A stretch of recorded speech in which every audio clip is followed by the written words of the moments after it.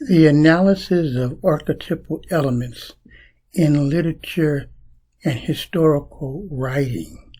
We do this analysis to allow for the selection of diverse literature and historical content so that we can meet our students with elements that can mirror for them and window the world for them. Understanding literature and historical content as a picture of the agency of self or shadow, impulsing the succeeding developmental breathing of the child is our purpose here. The ego breath, or journeying to learn, is the developmental out-breath, and the soul breath, or learning to journey, is the developmental in-breath. We work with this breathing year to year, season to season, block to block, week to week, day to day, and within the main lesson as educators and teachers.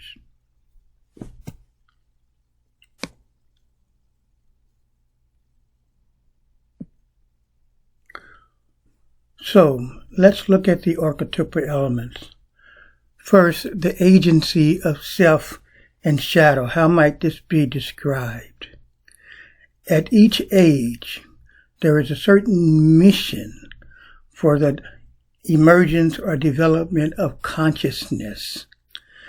When we look at a given year, the literature and historical content will be helping us or impulse or manifest what consciousness or development is necessary for the succeeding year. And this agency constitutes the self or shadow. The agency of ego and soul, as articulated in the initiating statement, the ego, or breath, is journeying to learn. That is like we see often in fairy tales, where a character or characters are on a journey. They set out on a journey, and in the course of that journey, they come to an understanding or learning that then allows for them a possible engagement with or marriage with the soul forces. And the soul force itself is a developmental in-breath that we can describe as learning to journey.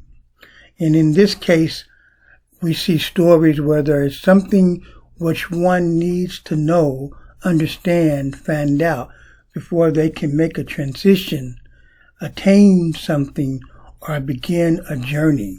And that constitutes or describes the soul force.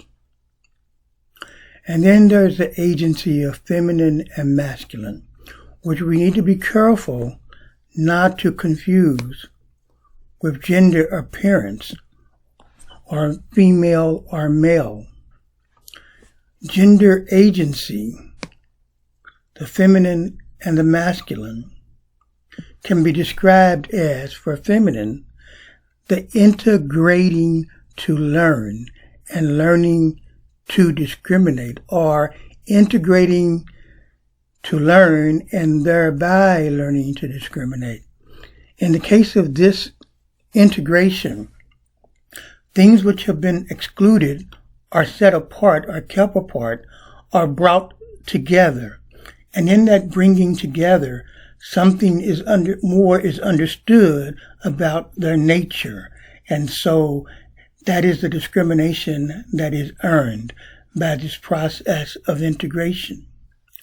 As regards the masculine, just the opposite, by the process or complementary, but a process of excluding, figuring out what does not belong, allows you to recognize what does belong. And so by discrimination, you are able to integrate those things which are part of the groups that belong together, but at the same time, by virtue of learning what does not belong, you are able to gather those things that do belong.